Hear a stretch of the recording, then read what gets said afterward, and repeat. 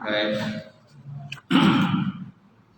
kita mulakan kuliah hadis pada malam dengan bersama-sama membaca kitab ila hadratin Nabi Muhammad Mustafa Rasulullah sallallahu alaihi wasallam wa ala kiram wassallallahu Fatihah. A'udzu billahi minasyaitonir rajim. Bismillahirrahmanirrahim. Alhamdulillahi rabbil alamin. Ar-Rahmanir Rahim. Maliki yaumiddin. Iyyaka na'budu wa iyyaka nasta'in. Ihdinas siratal mustaqim. Siratal ladzina an'amta 'alaihim ghairil maghdubi 'alaihim waladdallin. Amin. Assalamualaikum warahmatullahi taala wabarakatuh. Alhamdulillahillazi anzala ala abdil kitab wa lam yaj'al lahu iwaja. Qayyiman liyunzira ba'san shadidan min ladunhu wa yubashshiril mu'minina allazina ya'maluna shalihat anna lahum ajran hasana makisina fi abada. Asyhadu an la ilaha illallah wahdahu la syarika lah wa asyhadu anna Muhammadan abduhu wa rasuluh. Allahumma shalli wa sallim ala sayyidina wa nabiyina wa habibina wa maulana Muhammad imamil muttaqin wa qadudul jahidin wa ala alihi wa sahbihi wa man da'a bi da'watihi wasanna bi sunnatihi ila yaumiddin. Rabbi shrah li sadri wa yassir li amri wa hlul 'uqdatam min lisani yafqahu qawli. Subhanaka la ilma lana illa ma 'allamtana innaka antal alimul hakim. Wala haula wala quwwata illa billahil 'aliyyil 'azim. Qala Allah subhanahu wa ta'ala fil Qur'anil Karim, a'udzu billahi minasy syaithanir rajim. Bismillahirrahmanirrahim. Wa la tahsabannallaha ghafilan amma ya'malul zalimun innama yu'akhiruhum liyaumin tashkhasu fihi absar. Yang bermaksud, janganlah kamu menyangka Allah Subhanahu wa taala itu lalai terhadap apa yang dikerjakan oleh orang zalim di kalangan kamu. Hanya saja mereka itu ditangguhkan balasan atas mereka oleh Allah Subhanahu wa taala, sehinggalah pada satu masa dan satu ketika mata mereka itu beliak melihat azab Allah Subhanahu wa taala. Qala Nabi sallallahu alaihi wasallam, la yu'minu ahadukum hatta wa tama'an lima jitu bi. Yang bermaksud tidak sempurna iman salah seorang kamu sehingga hawa nafsunya akur kepada apa yang dibawa.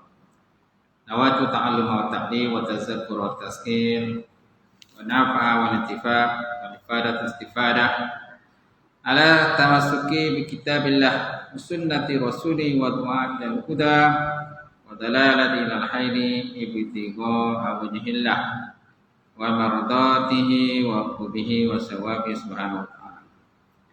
Yang dihormati, silakan al-fadil Tuan Imam, lalu juga silakan Tuan Bilal, punya pengurusi surau, jatah pasar surau, dan Tuan Haji,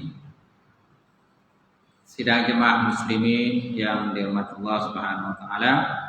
Alhamdulillah, kita panjatkan puji serta syukur kepada Allah Subhanahu wa taala kerana dengan limpah kurnia serta rahmat daripada Allah,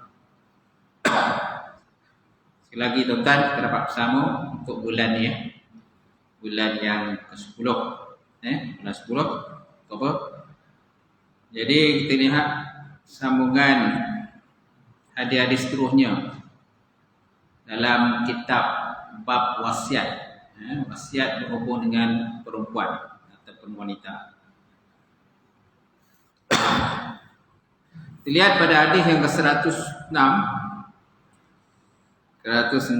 dalam jilid yang ketiga, Hadis ini terima daripada Abu Hurairah, an Abi Hurairah radhiyallahu taala anhu. Qala Rasulullah sallallahu alaihi wasallam,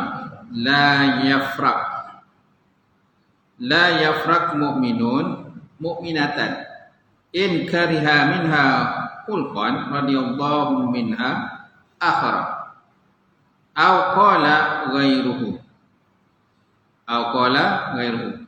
kama qala Rasulullah sallallahu alaihi wasallam. Tadi riwayat daripada Imam Muslim. Ini terima daripada Abu Hurairah radhiyallahu taala anhu.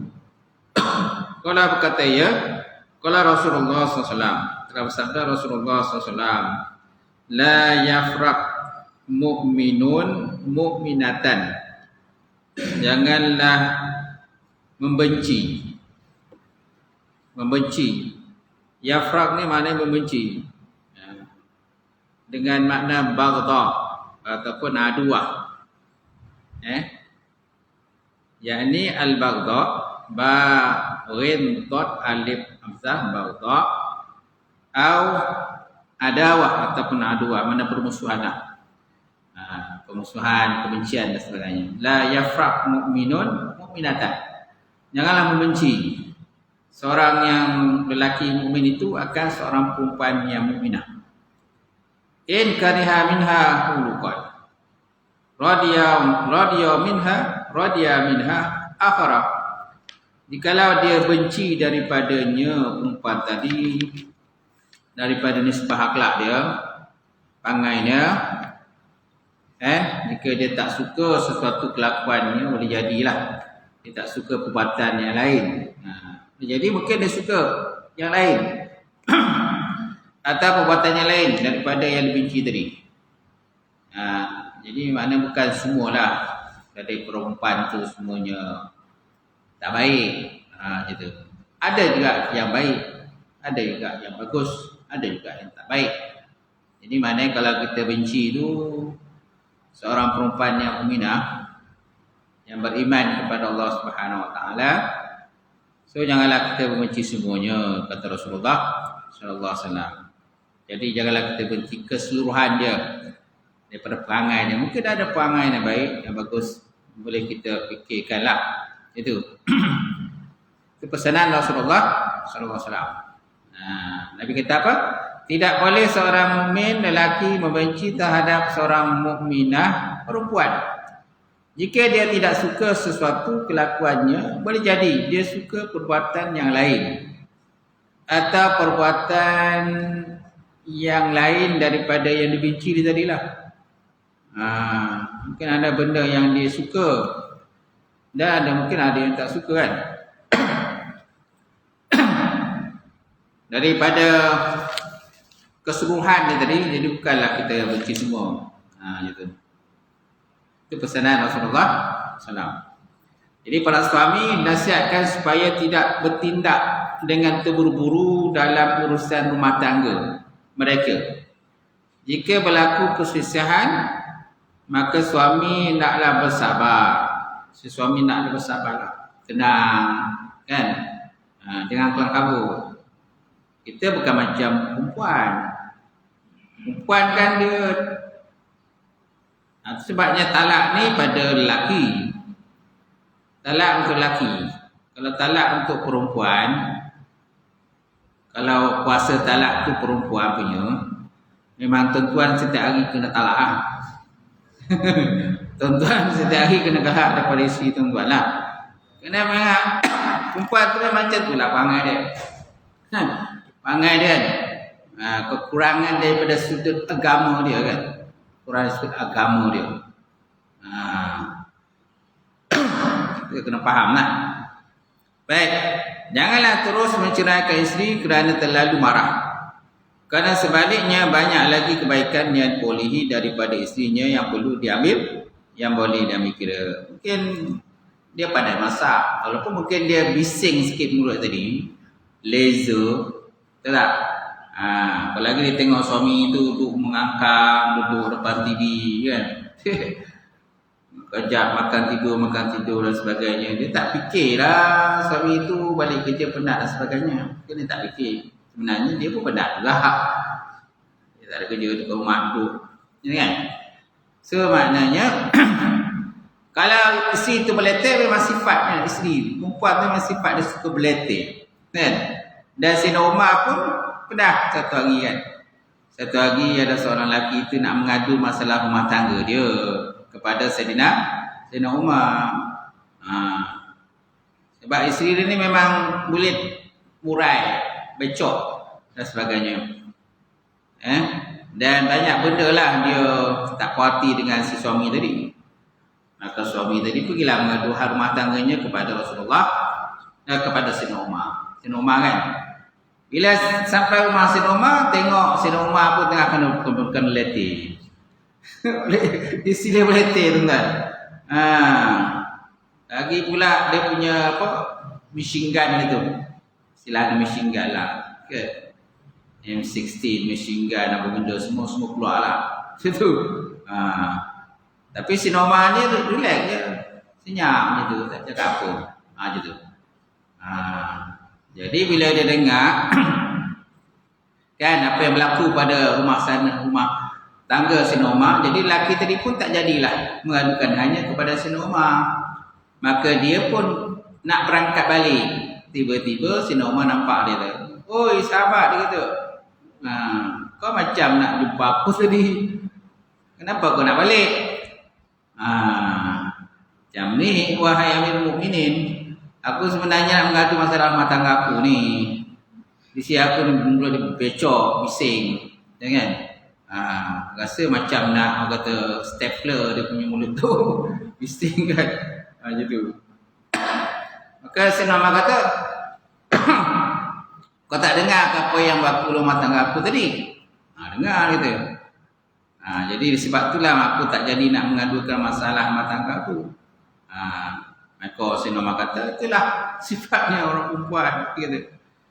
Walaupun ada benda-benda yang kalau kita tak suka pada dia, tapi dialah yang telah menjaga anak kita, dialah yang masak makanan kita, dialah orang kata mengemas rumah, dialah tu, dialah ni dan sebagainya. Jadi banyaklah amal bakti yang telah dibuat terhadap si suami. Dialah menjaga harta suaminya kalau suami tak ada kat rumah.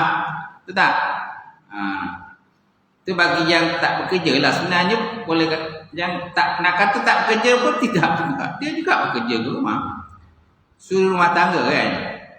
Jadi kita tak boleh anggap suri rumah tangga tak bekerja. Sebenarnya banyak juga kerja mereka juga buat di rumah tangga. Ngasuh anak-anak dan sebagainya kan. Gitu. Itulah Sayyidina Umar yang sifatnya seorang yang penyabar. Walaupun dia di luar tu seorang yang disebut Asad, singa kan. Asadullah, singa Allah Subhanahu Wa Taala. Ataupun Al-Faruq, Umar Al-Faruq. Maksud Al-Faruq yang memisahkan antara hak dengan batil. Al-Faruq. Tapi walaupun itu, walaupun digarang di luar, tetapi di rumah itulah berlaku. Kan? Itu juga dengan Rasulullah sallallahu alaihi wasallam.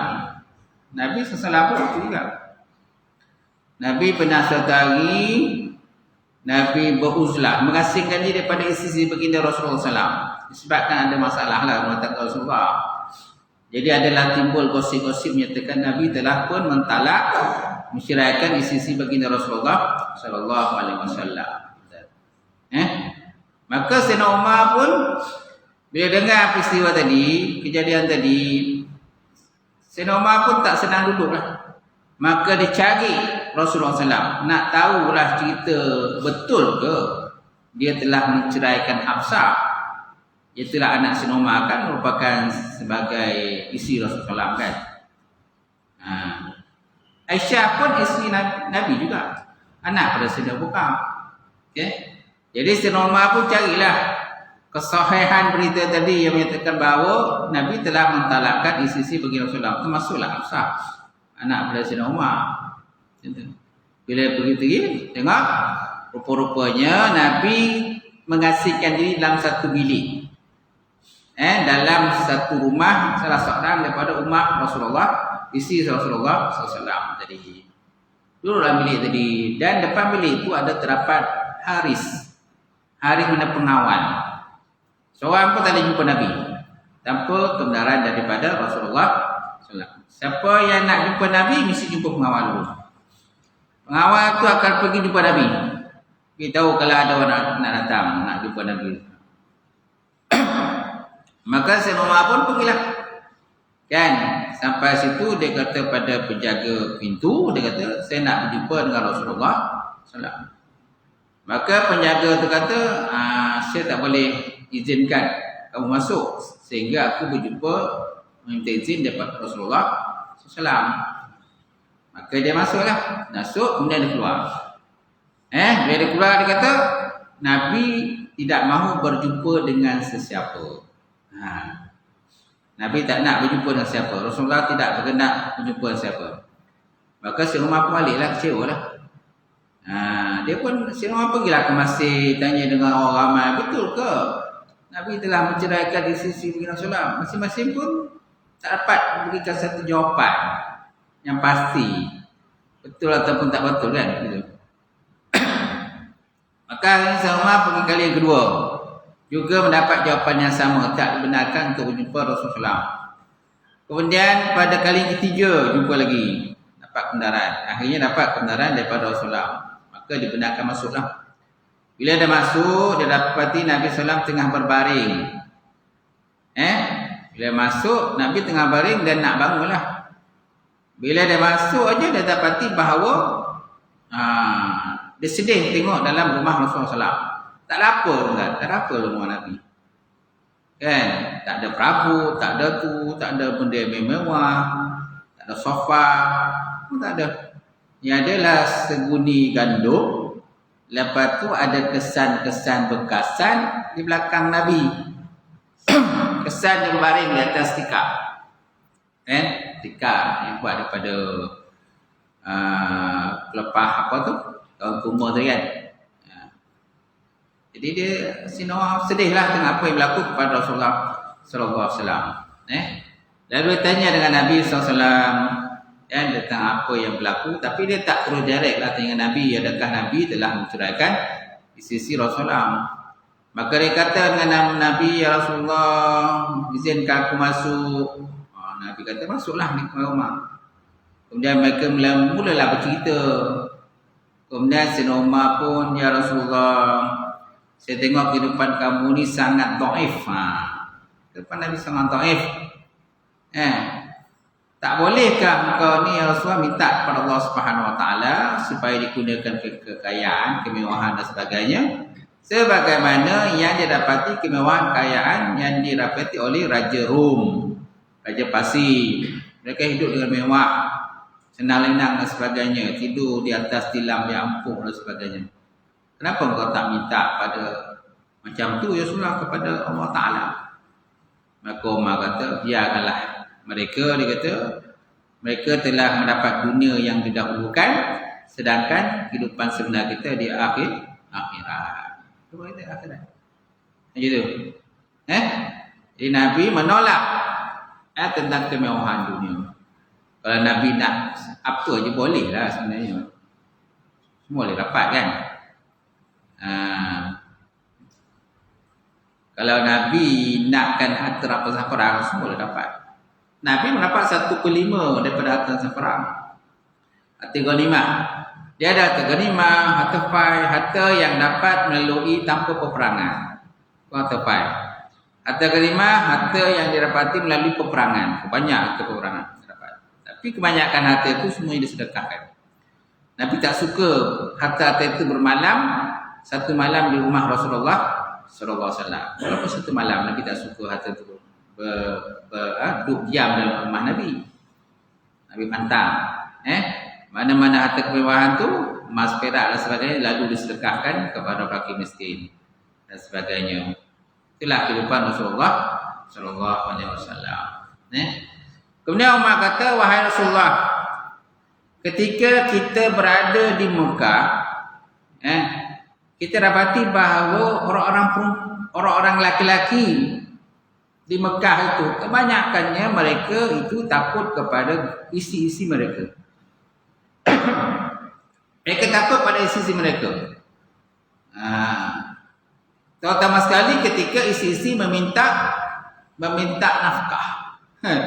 Ketika mereka minta nafkah, mereka minta duit dapur dan sebagainya. Jadi itulah benda yang ditakuti oleh kebanyakan daripada orang lelaki-lelaki. Kan? Dan kebiasaan itu pun sampai sekarang macam tu juga. Orang lelaki memang takut bila rumah minta duit dia dah comel kan. Dah comel kan. Kan?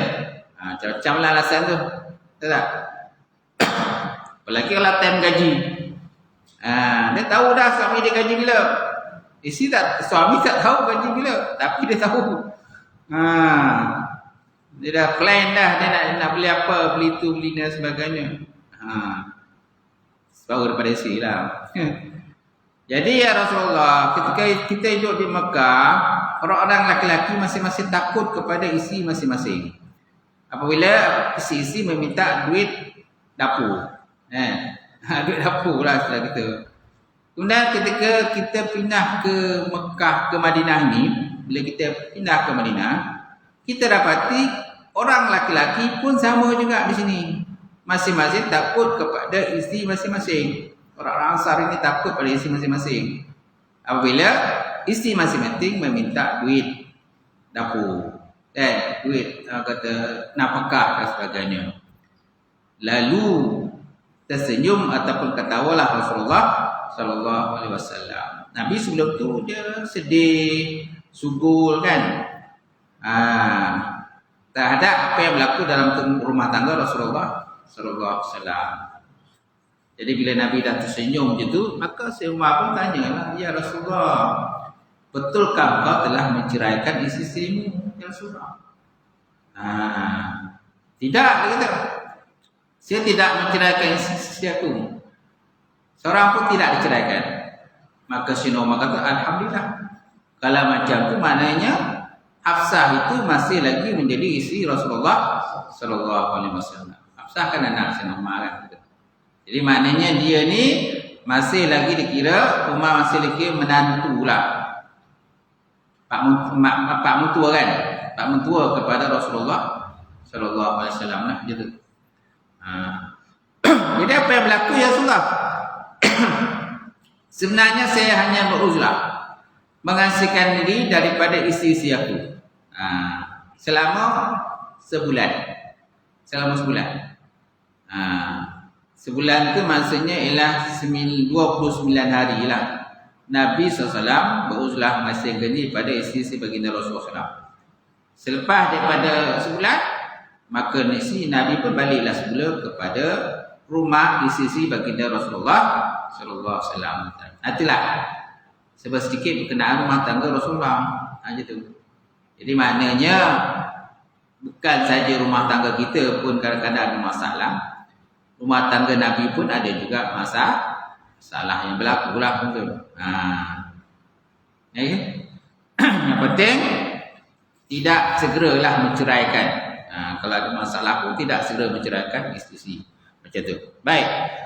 Jadi yang pertama, para suami dinasihatkan supaya tidak bertindak dengan terburu-buru dalam urusan rumah tangga mereka. So jika berlaku perselisihan, maka suami hendaklah bersabar dan bertindak dengan waras. Janganlah terus menceraikan isterinya kerana terlampau marah, kerana sebaliknya banyak lagi kebaikan yang bolehi daripada isteri yang perlu diambil kira lah. Mungkin ada satu dua mungkin kita tak suka, tapi banyak lagi mungkin kita suka. Yang kedua, kediaman dan ketenangan rumah tangga adalah asas kebahagiaan dalam kehidupan suami isteri. Semua kalau masing-masing, kalau rumah tangga ni masing-masing nak sakinah kan, nak ketenangan, mawaddah, sakinah, warahmah, mawaddah, itulah kita nak lah bila kita mendirikan rumah tangga. Betul tak? Betul. So kalau ada masalah, pergilah jumpa kaunselor, kan, membincang rumah tangga dan sebagainya. Gitu. Kalau ada khusus pasca perkahwinan, pergilah. Tahu tak khusus pasca perkahwinan? Mana orang nak kahwin di khusus? Dia bukan orang belum kahwin dia kena khusus. Memanglah awal sebelum belum kahwin dia biasa pergi khusus kan? Pergi khusus. Nak dapat sijil lah. Kalau tak ada sijil kan memang tak boleh proceed lagi punya orang tu nak kahwin. Dan sijil kahwin ni, khusus kahwin ni untuk yang belum pernah berumah tangga je. Belum berumah tangga kena wajib khusus. Khusus pra perkahwinan namanya. Khusus pra perkahwinan. Bagi yang pernah berumah tangga tak perlu pergi khusus. Kalau nak pergi juga usah boleh tak? Boleh lah, tak masalah. Tapi jangan malu pula. Malu lah kita ni dah berjanggut, kan? Dah misai, dah berjanggut, dah tua dan sebagainya. Sebab yang khusus perkahwinan biasanya muda-muda, budak-budak. Muda-muda. Gitu. Semua orang kahwin lagi. Nanti jangan pula nanti, Wan pun, atuk pun khusus juga kau. Khusus juga, atuk pun khusus juga. Kan kau je khusus, atuk pun nak kahwin juga kan gitu. Sebenarnya kalau nak khusus pergilah, tapi tak wajib lah. Cuma lepas kahwin, kalau ada masalah rumah tangga, pergilah. Khusus pasca perkahwinan nama dia. Khusus pasca perkahwinan. Dulu ada buat lah pejabat agama, tapi sekarang tak tahu macam mana buat. Itu biasa undang-undang keluarga lah. Bahagian dalam keluarga dia akan buat. Khusus pasca perkahwinan. Biasanya dia akan panggil 2 orang lah, suami isteri. Anak-anak tak ada panggil lah, tak terlibat. Suami isteri saja. Tu macam tu khusus macam kembali macam bau kahwin lah rasanya. Tu kan. Tidur kat hotel lah semua package, semua dibayar. Makan kenyang semua. Tujuannya untuk orang kata ikat dia lah, kuatkan dia lah rumah tangga. Kalau ada masalah lah kita. Kalau tak ada masalah, apa nak pergi kan itu. Jangan ada masalah lah. Baik. Yang ketiga, orang yang beriman naklah berhakimkan akal. Orang yang beriman naklah berhakimkan akalnya dalam menyelesaikan sebarang perselisihan dia isterinya. Bukan berhakimkan perasaan dan sikap semula jadi. Ataupun nafsu kan. Jangan kita berhakim pada nafsu kita. Tapi berhakimkan pada akal kita. Baik, itu yang pertama. Ada yang kedua, wa an Amru bin Akhwas Al-Hushaimi radhiyallahu ta'ala anhu annahu sami'a Nabi sallallahu alaihi wasallam fi hajjatil wada' yaqulu ba'da an hamidallahu ta'ala wa asna alaihi wa zakara wa wa'aza summa qala ala wastawsu bin nisa'i khaira fa innama kunna awanun indakum laisa tamlikuna minkunna syai'an ghairu zalika illa ayatina bi fahishatin mubayyinatin fa in fa'alna fahjaruhunna fil madaji' wadribuhunna darban ghaira mubarraj fa in ata'nakum fala tabu alaihinna sabila ala inna lakum ala nisaikum haqqan wal nisaikum alaikum haqqan wa haqqukum alaihinna alla yu'tina furushakum man takrahuna wala ta'azzana fi buyutikum liman takrahuna ala wala hubhunna alaikum an tuhsinu ilaihinna fi kiswatihinna wa ta'amihinna.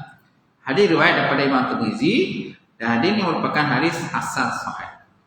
Baik, maksudnya tuan, ini terima daripada Amru bin Akhwas Al-Hushaimi Al-Jusami radhiyallahu ta'ala anhu annahu sami'a Nabi sallallahu alaihi wasallam, bahawa sesungguhnya dia telah mendengar Nabi sallallahu alaihi wasallam kan fi hajjatil wada' pada waktu haji kan, selamat tinggal kan, hajatul wada, haji selamat tinggal lah, hajatul wada. Yaqulu ba'da an hamidallah, berkata ia sesudah bahawa dia memuji Allah Subhanahu wa taala, wa asna alaihi, dan juga memuji bersyukur kepada Allah Subhanahu wa taala, wa zakara wa wa'aza. Lalu Nabi memberi peringatan dan nasihat dengan sabda Nabi SAW. Kalau sabda Nabi, Qala ala wastausuna bin nisa khaira. Nabi kata apa? Naklah kamu saling meminta nasihat untuk kaum wanita tentang perkara-perkara kebaikan. Kata Nabi. Ala wastausu bin nisa khaira. Naklah kamu saling memohon nasihat daripada orang lain berkenaan dengan perempuan. Tentang perkara-perkara kebaikan yang ada pada perempuan. Fa inna ma hunna awanun indakum. Maka hanya saja perempuan tadi dia merupakan awanun. Awanun maksudnya bermakna asir. Asir maknanya tawanan. Perempuan ni diumpamakan tawanan, dia kata. Fa inna ma hunna awanun indakum. Laisa tamlikuna minhunna syai'a ghairu zalika. Hanya saja perempuan ini dia kata diumpamakan macam tawanan pada sisi kamu. Tiada kamu memiliki mereka itu selain daripada demikian. Selain daripada demikian, dia macam tawanan pada kita. Illa an yatina bi fahishatin mubayyinah, kecuali mereka itu jika mereka itu melakukan perbuatan keji, dosa atau cara pergaulan yang tidak baik secara terus teranglah mereka buat benda tak elok. Fa'in fa'alna, kalau mereka melakukan benda tak elok, benda keji, kata Nabi SAW, fahjuruhunna fil madaji, maka naklah kamu tinggalkan mereka pada tempat tidur. Fahjuru maksudnya hajar ni tinggalkan, asingkan, kan? Asingkan mereka. Fil madaji, pada tempat tidur. Jangan kamu tidur dengan dia. Asing tempat tidur lah. Kalau nak tidur pun letaklah kata bantal polu. Bantal polu setengah tu lah. Yang penting kita tak sentuh dia, dia tak sentuh kita. Okey? Fa in fa'alna fahjuruhunna fil madaji. Kalau mereka buat benda yang fahisyah, benda tak elok, maka asingkan. Wadribuhunna darban ghairu mubarash. Dan pukul oleh kamu akan mereka dengan pukulan yang tidak mencederakan. Pukulan yang tidak membahayakan, mencederakan, melukakan, pukulan yang tidak mematahkan tulang-tulang dia dan sebagainya. Kemudian jangan pukul kat muka, kata para ulama kan. Jangan pukul di muka. Kenapa jangan pukul di muka? Kerana muka ni tempat yang mulia. Muka tempat yang mulia. Jangan pukul di muka, jangan tampar di muka, jangan tumbuk dan sebagainya. Fa in ata'nakum fala tabu alaihinna sabila. Maka jikalau dia mentaati kepada kamu, janganlah kamu cari-cari jalan untuk buat masalah lagi dengan mereka. Jangan cari jalan benda-benda yang cari gaduh lah. Kalau mereka dah taat pada kamu, janganlah cari gaduh lah. Mata. Badan sudah lah. Janganlah diulang-ulang lagi, janganlah ditukik dan sebagainya. Tapi kadang perempuan ni kan payah sikit. Lelaki dia boleh okey je. Okey, alright, tak ada masalah. Apa nak maafkan? Perempuan payah sikit. Walaupun dia kata maaf, tapi dia punya pepo tu tak habis-habis.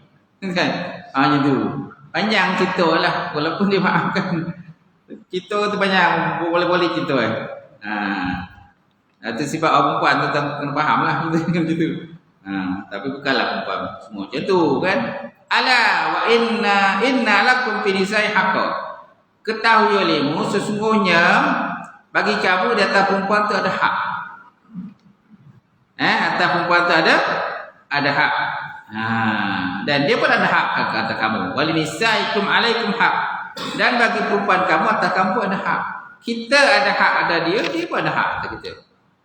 Wa haqqukum alaihinna alla yut'na furushakum man takrahuna.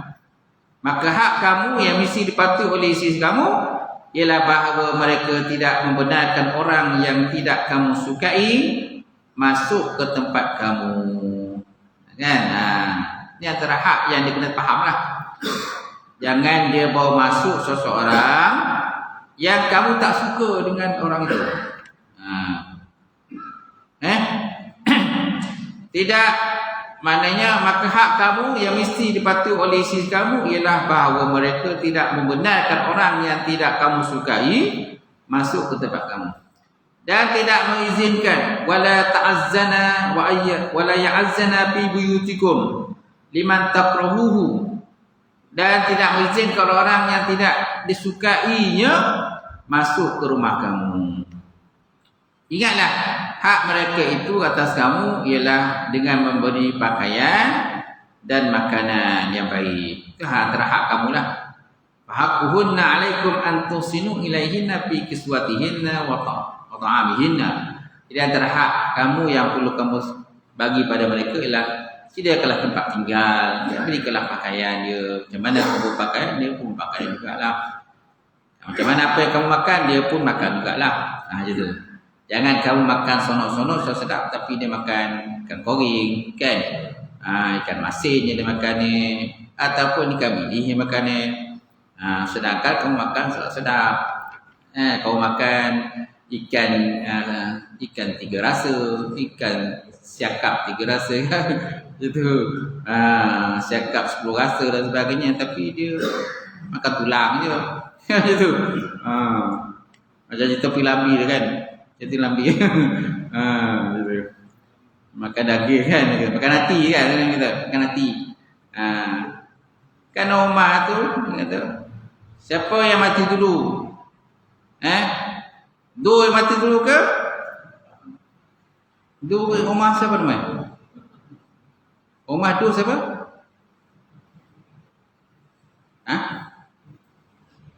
Piramid jadi dua Umar dia? Dua mati dulu ke Umar mati dulu?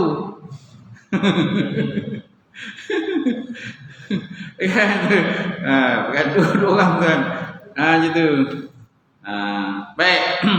Jadi tuan-tuan, so dalam hadis ini maknanya hadis ini agak panjang juga lah. Cuma nak sebut dalam hadis ini, Nabi suruh berpesan kepada kita. Nabi pesan kepada kita, kalau ada masalah rumah tangga, carilah orang-orang yang boleh bagi nasihat pada kita. Kerana perempuan ni dia kata ibaratnya macam asir, awanun ataupun asir, maknanya orang yang menjadi tawanan pada kita lah. Orang jadi tawanan bagi kita. Kalau ikut tawanan ni memang kita boleh buat apa yang kita suka kan, itu tawanan. Tapi ada juga benda-benda yang kita tak boleh buat. Kita jangan suka hati nak buat. Kita jaga dengan dia. Jadi kalau dia buat benda yang tak elok, so kalau rasa masih nak simpan isteri itu walaupun mungkin dia dah buat benda yang tak elok, nak simpanlah. Bagilah nasihat. Kalau rasa tak nak simpan, pergilah orang kata mahkamah, ceraikanlah dengan cara yang baik. Cerai baik. Ada kadang-kadang dapat suami isteri ni buat benda tak elok di belakang suami. Lepas tu suami pun datang tangkap, dapat tangkap. Bawa orang paksa dan sebagainya. Lepas tu pergi mahkamah, ceraikan dengan cara baik. Itu lebih baiklah gitu. Tapi kalau saya tak nak menceraikannya, bagilah nasihat. Fa in fa'alna fahjuruhunna fil madajih. Kalau mereka buat benda yang tak elok, so tinggalkan mereka daripada tempat tidur, asingkan. Lepas tu kalau dah asingkan pun macam tu juga perangannya. Wadribuhunna, pukullah. Dengan pukulan yang tidak mencederakan. So maknanya ada 3 perkara yang disebut sini. Pertama, al-wa'zu wal irsyad. Pertama, bagi nasihat dan juga petunjuk. Yang pertama, itu antara adab kita dengan isteri kita lah bila dibuat benda tak elok. Yang kedua, al-hajru fil madajih. Pertama, yang kedua, pisahkan tempat tidur. Yang ketiga, adarbu ghaira mubarrish. Pukul dengan pukulan yang tidak mencederakan tubuh badannya. Kalau disebut dalam kitab Arab ni, wa yusyratu fi haqqi zawji an la yadribu wal wajhi. Syaratkan pada hak suami tadi bahawa tidak memukul isterinya pada mukanya. Wa an la yadribu fi makani fi jismi. Dan bahawa tidak memukul dia pada tempat-tempat yang pada tubuh badannya yang mungkin boleh mencederakan tubuh badan dia. Seperti pukul pada perut. Ni tak galakkan lah. Pukul kat perut pun tak digalakkan. Kemudian wasadri, pukul di dada pun tak digalakkan. Dada pun tak boleh. Dia bukan pukul di muka pun tak boleh. Itu yang pertama lah. Ada lagi tempat-tempat yang lain tu yang boleh mendatangkan kesakitan apa dan sebagainya. Seperti pukul di perut, mungkin isi mungkin mengandung dan sebagainya kan. Kalau isi mengandung, jangan. Mungkin dia akan membunuh janin kan. Suami dia akan pukul isinya di perut, mungkin kandungan tu akan mati kan. Kalau mati, kira salah lah. Kalau isteri mati, dua-dua mati je lah. Lagi tegur lah itu. Lepas tu pukul kat dada pun tak digalakkan je tu. Kemudian Nabi SAW pernah bersabda, apakah hak suami? Hak suami antaranya kamu memberi makan akannya apabila engkau makan. Dan kamu beri pakaian pada dia apabila dia berpakaian. Kamu berpakaian, dia pun kena berpakaian. Dan jangan kamu pukul di muka. Kemudian wala tukabbih. Kemudian wala tukabbih. Maksudnya apa maksud tukabbih? Tak jumpa. Wala tukabbih maksudnya wala taqul lahumma ya qabihah. Anti qabihah. Au kabbaha Allah wajhaka. La tukabih maksudnya jangan kata benda-benda yang keji lah pada isteri tadi. Seperti ya qabihah, wahai si qabih, Allah wahai perempuan yang buruk akhlak. Ataupun anti qabihah, engkau perempuan orang yang buruk akhlak dia. Aqabah Allah wajah, ataupun Allah Ta'ala memburukkan wajah engkau. Jadi melengkapi takbih ini tegahan daripada takbih sama ada segi hissi ataupun segi maknawi. Wala takul laha anti min ahliyatin syai'ah. Kan? Jangan kau kata kau ni perempuan sundal ke, perempuan jalam ke, perempuan apa kan? Perempuan lacu dan sebagainya. Itu benda-benda yang tak sesuai lah kata. Oleh musannaf dia kata. Itu sebutnya wala tukabbih. La tukabbih ni nanti kita akan jumpa pada hadis yang seterusnya. Untuk hadis ini dia tak adalah perkataan tukabbih. Nanti kita akan jumpa pada hadis seterusnya. Wala tukabbih mana jangan kamu cakap benda buruk lah. Pada isi tadi. Walaupun mungkin dia buat silap, masalah sebagainya. Janganlah kita terlampau emosional, terlampau melampaui batas sehingga cakap benda-benda yang tak sesuai lah kepada isi tadi. Boleh tak sekadar itulah tentang yang dapat disampaikan dibincangkan pada malam ini. Dan apa yang dibincangkan sebanyak akan dapat manfaat. Wallahu a'lam bishawab. Ada soalan?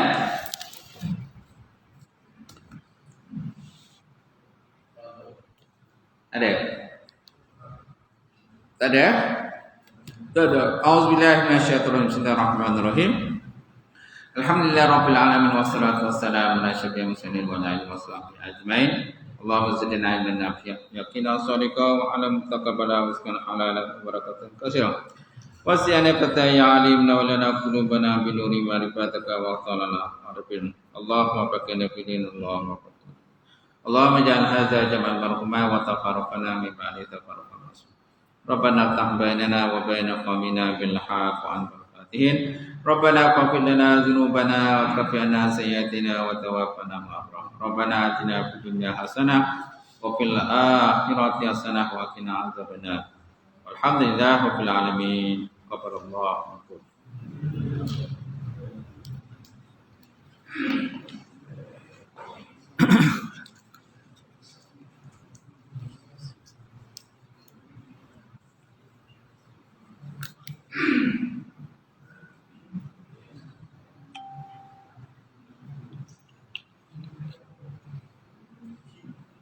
Terima